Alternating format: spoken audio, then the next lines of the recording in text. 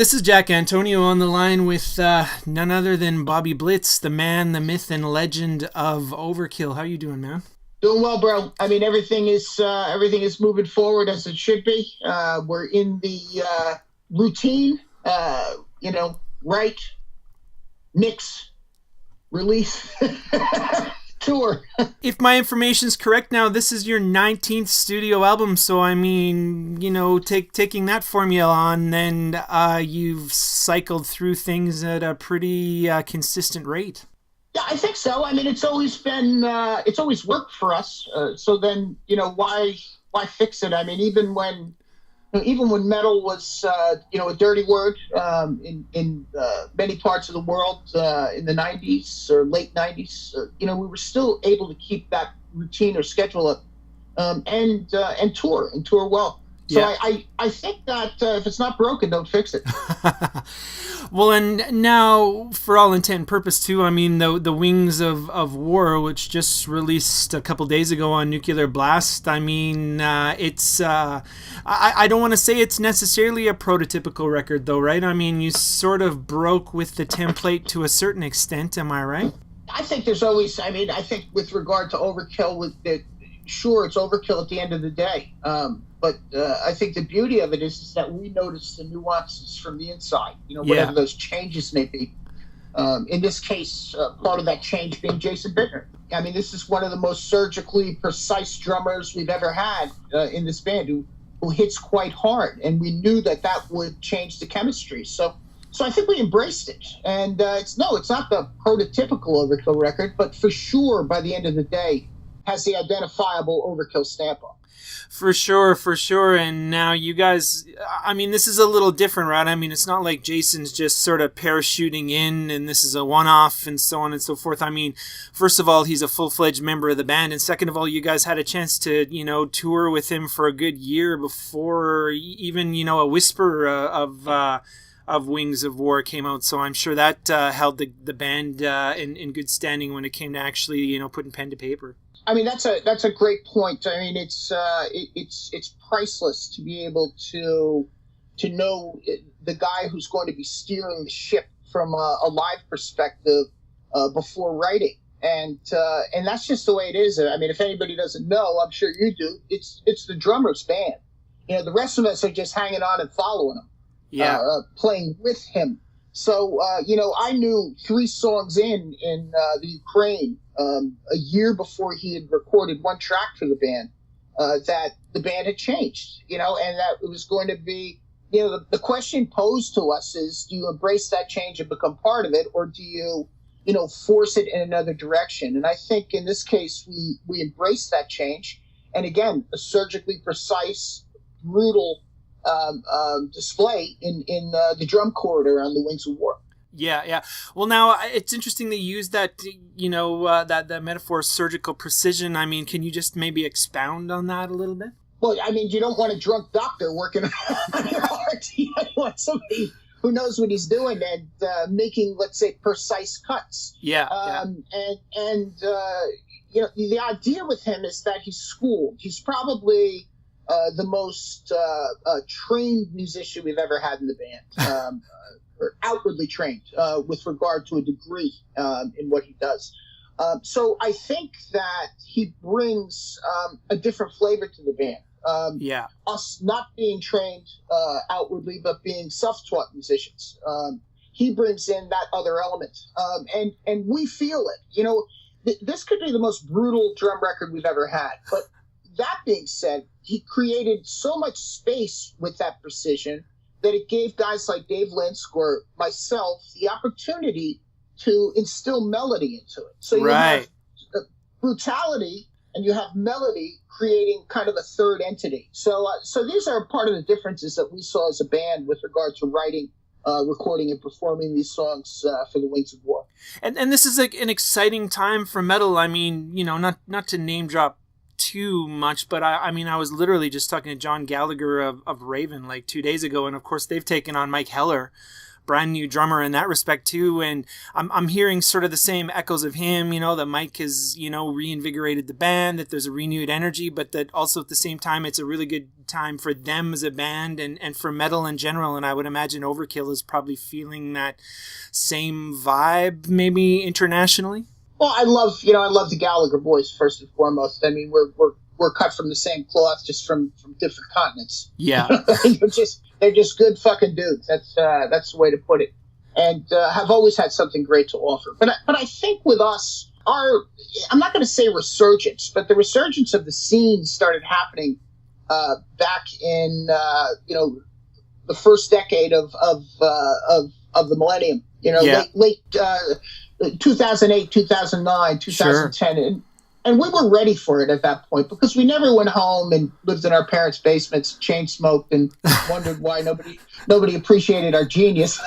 we worked through those darker times. Yeah. So as the scene got healthy, we were in a position to release a record called Ironbound. We had been touring and recording all this time, and when Ironbound came out, we happened to catch kind of lightning in a bottle for ourselves. You always go in with that intent.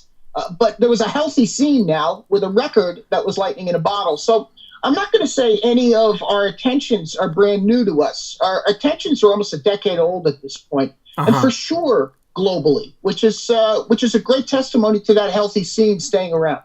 Yeah.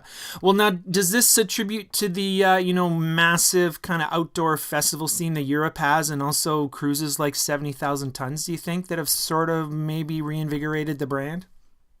No, I think it's the other way. I think it's the scene inspired the Hellfests, the Grass Pops. Whacking was there all the time. Right. But the scene inspired that stuff because it was, they presented an opportunity. The people said, "We want more. We want more." Yeah. And then the promoters and like Andy Pillar does 70,000 tons. I mean, he did it. He gave them more, and he gave it to them at a high level, and they responded the way a healthy scene does, and sold out that boat the first time, and only more to follow. So I think it's really about the value of the music, the purity, and the fact that it's transcended multiple generations that have put us all in a position, fan, band, promoters, festival promoters, in a good position to be able to celebrate this well into 2020s. Right. And I mean, now I know you mentioned the 90s, and of course, the G word to, metalheads. I'm talking about grunge is maybe a bit of a dirty word, but throughout this whole thing, I mean, Overkill has always remained consistent and true to the sound. And I would imagine now that there's a certain amount of, what would the word be, like, relief that you never really compromised. You know what I mean? It's a great question, but I always think of that era as the one I'm the most proud of. We took on the management ourselves. We found record deals. We found agents that would book us. We found festivals. It's what did it make us what we were? Maybe not. But the point is that maybe we were already that. Yeah. And that's why we had the ability to kind of weather that storm. We always understood that this was a business, but it was a business we loved. And to be able to do what we loved, we had to keep a positive cash flow in here. Yeah. I mean, all I can tell you is if you're a young band, hey, you can have all the aspirations and dreams of purity, but if nobody's paying you, eventually you're going to be driving a UPS truck. It's just that simple. And you won't be able to do what you love except for on the weekends. Yeah. With your friends coming to see you. Well, so I think we understood those principles, and that's what got us through that era. Well, that's a very positive outlook, to have, and it's just it's not something maybe that I've heard before from other artists of your ilk. Like I said, a lot of the times that grunge word is almost like a swear word to traditional metal and thrash metal and even that glam metal scene alike. Yeah, it motivated us. I mean, there's no two ways about it. Somebody from Seattle called all the metal bands and said, "Sorry, your careers are over, so don't bother showing up to work tomorrow." Well, we just let the phone keep ringing. You know what I mean? Oh, it's that grunge prick calling from Seattle. Don't pay attention to it. Then you won't know. You can sneak around the back door. Yeah. Well, now, of course, like I mentioned off the top, The Wings of War released February 22nd. And, there's already been a few singles, including Last Man Standing, which straight out of the gate is almost like Thrash 101 Overkill style. It's fucking great. So what we call it.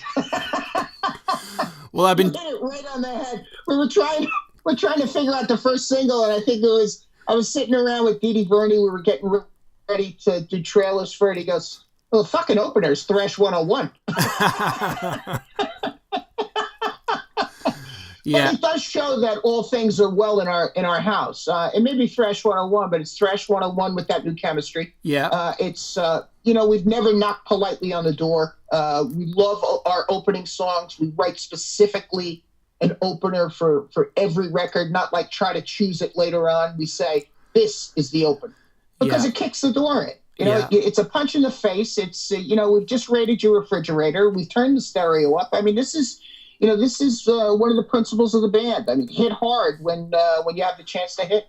Is that Thrash 101 to you guys? Like just hard hitting, four on the floor, to quote, accept balls to the wall type business? Well, for sure, with regard to an opening tune, I think that diversity is necessary. And a lot of people who really don't know this band, I'm religiously, for instance, say, there's no diversity in these guys. They're always 100 miles an hour and they're always screaming. Well, That's obviously not the truth. We open the door that way, for sure. But I think that what we have in us is the diversity of classic rock, the diversity of classic heavy metal, the diversity of the new wave of British heavy metal mixed with punk rock.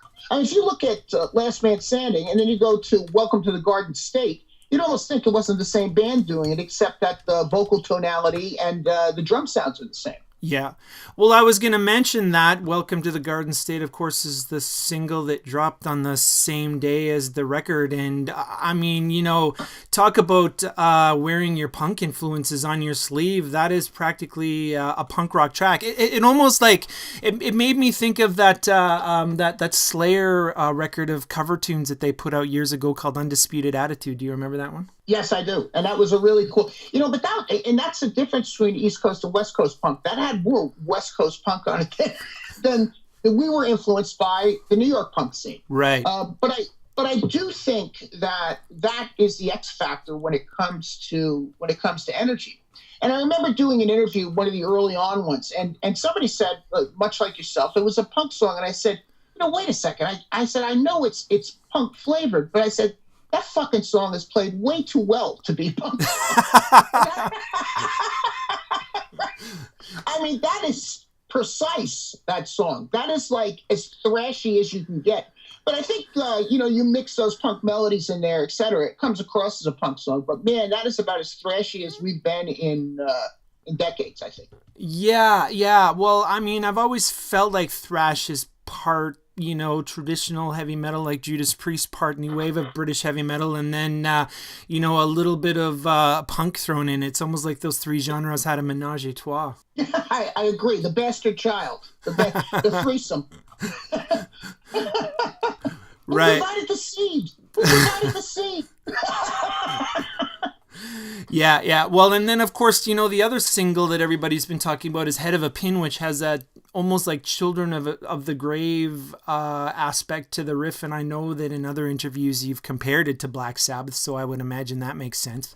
I mean, everybody's got to bow to Black Sabbath at some point in their career, I would imagine, if not at every point in their career. Oh, for sure. I mean, this is, this was my introduction to real metal, or when the genre was created, and that, the Tony Iommi riff. I mean, it's, I think I even said this was like Black Sabbath on the good meth. This was yes. like Black Sabbath on Heisenberg meth. It's the blue. But the point is that I think we should, we were just talking about diversity, or what, is it always 100 miles an hour? I think that this shows that it isn't for us to be able to have impact. And that to me is important, to not just be a one-trick pony. And so I think that when criticisms come our way of being a one-trick pony, I say, there's somebody who didn't hear a record. Yeah. Yeah, for sure, for sure. Well, now, listen, one thing that I've noticed is that as of October of this year, it's the 30th anniversary of one of your classics, Years of Decay. And I know you don't like to look too far back as a band, but I mean, what has Overkill learned, over that 30-year time frame, just in general about the business or making records or writing songs, do you think, Bobby?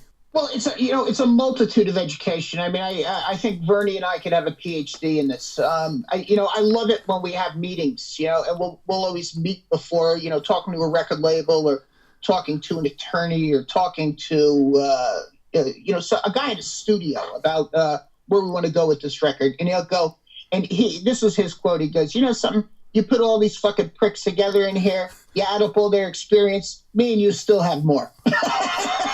So I always think that it's a wealth of education, and I could write a book on not how to do it, but how we did it. Yeah. So I think for over that 30-year period, and soon thereafter taking on the management role, both of us doing it, I think we learned that we had to understand that it had to feed itself if we wanted to feed off of it and do what we continue to love doing. Right. And again, to the song Welcome to the Garden State, it's part of the work ethic I speak of in there. I know the lyrics sound juvenile. It's about growing up here and doing it our way as opposed to doing it the way that it was suggested for us to do. Right, right. Well, now, keeping in mind that this Wings of War is just hot off the press, what do you got next in store for Overkill? I thought I saw you guys are heading out on the Megadeth cruise. Yeah, the Megadeth cruise, but I mean, plenty of touring prior to that. I mean, that's not until the fall. Right. We start in Europe in 10 days with Destruction and Flotsam. When we get back from Europe, we're taking Death Angel and Act of Defiance out through the States. We're adding Life of Agony to the New York show. The European festival season will start then, and we'll pop back and forth on a few weekends over the summer, and then I'll ride motorcycles in between, getting ready for the next European tour in September. Awesome, man. Well, like I said, much appreciated for your time today, sir. It was great chatting and catching up with you, man. From the shores of the North Saskatchewan River right here in Prince Albert all the way out to the Jersey Shore, I suppose. It was nice catching up, man. I'll talk to you soon, Jack. Yeah, right on. Bye-bye. Adios.